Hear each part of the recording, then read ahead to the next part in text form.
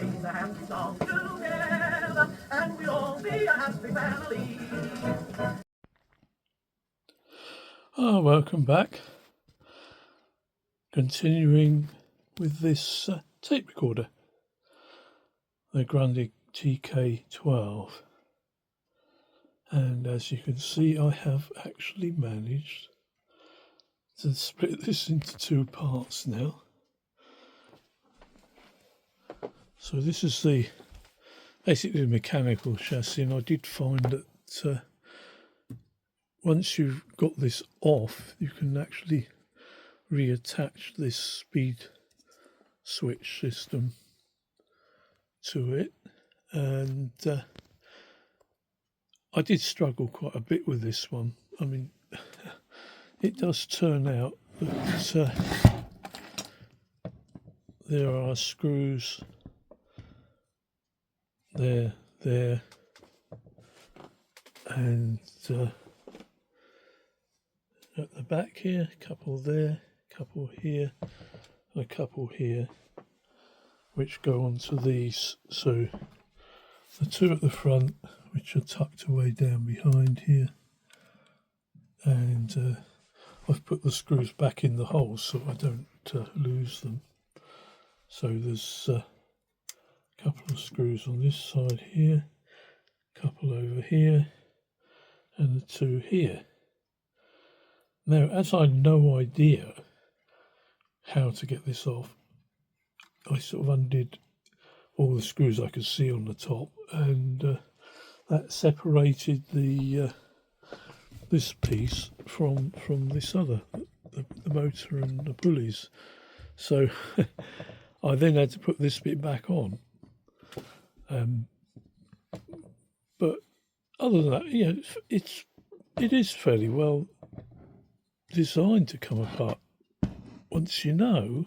But getting information on how to do this bit, well, this plugs into the transformer, and that drives the motor, and everything else seems to be on little plugs and sockets. So yeah, it does come apart, and I thought, well, it must do somehow, but it's not very easy to work out how. It really isn't. So we've got these little plugs. These are the three I mentioned before, the red leads. These go to the piece with the heads on and the capstans and that solenoid. So there we can actually see the valves at last. One there, one there, one there, and one there. And the magic eye valve that shows the level plugs in there. So you really have to get this side off. If I put that light on, it's a bit easier to see. Right down in the bottom here, if I find this to point with, which I think you can hardly see really, there is a brown capacitor tucked away under there, and its insides are spewing out each end. It looks like black tar or something. There is also one similar sort of capacitor there, although that looks like it might be all right.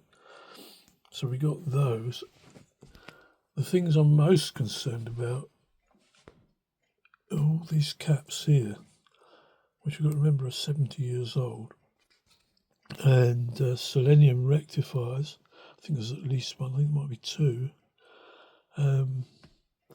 So they're all going to be questionable.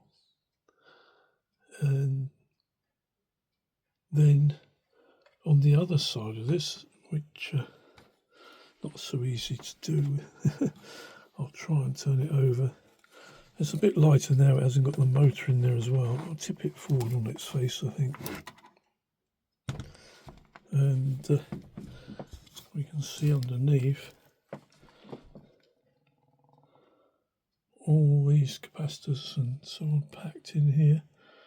Some of these components look very dodgy, and I think now my next approach is going to be rather boring to film, because I'll probably be taking capacitors out and testing them and see whether any of them are any good. And Grundig tended to use the very best components. They don't usually fail. And apart from that exploded capacitor or leaked capacitor on the other side, I haven't really seen any components that obviously look bad so far. Although some of these, well, they look a bit crusty, don't they? So who knows? And so that'll be a slow process, and I don't think it would be a very interesting one to film. I may show the odd capacitor being tested or something, and a bit of that, but it's going to take a while, because I've not only got to check them out, I've also got to then see if I've got them, which I probably won't have because I don't keep a huge stock of components. So I'll probably have to order in capacitors, possibly some resistors if the bigger wire wound type of fail, but I think they're usually all right, so I may get away with those.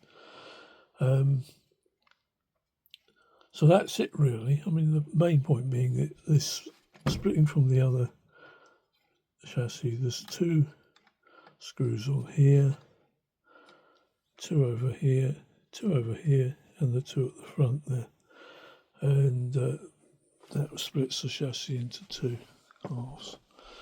And on this side of it, I think it will be a matter of making sure everything is clean and any moving parts are lubricated. And the whole thing, any of these little plug and socket connectors, any of the relay switches, any of the mechanical contacts, I'm going to need to make sure they're very clean and functional. And there's a lot of them. So this is going to be a long project. Getting components, testing them, cleaning up contacts, making sure the valve pins and valve bases are clean. It's going to be quite a while. I think this will be an ongoing project, so I think I may put in some videos on other projects in between, just to vary it a bit. But anyway, at least we've made some progress now, and I am still working on the translating of the German, and I did find a few pages in English from a discussion site, so thanks to those that have helped me with that, and I'll be following up some of those ideas to see if I can glean more information on it, particularly how to set things up and so on. That's going to be a problem as well, setting things up with these 2 bits on top of each other when it's assembled. How do you test it in pieces? You know, you probably find at the factory they had test jigs and they'd plug it all in and they'd go through a sequence in a manual. Whereas I've got to really just try and make sure every part is functional, put the thing together and then hope it works. So there we go. Okay, well, I hope that's of continued interest, and I'll let you know how this project goes on from time to time. So that's it for now, and thanks for watching. Bye for now. Sing a happy song together, fill the air with harmony. Sing a happy song together, that's the song to choose. For pushing away the blues, keep the heartstrings running, there's a good time coming, it will keep on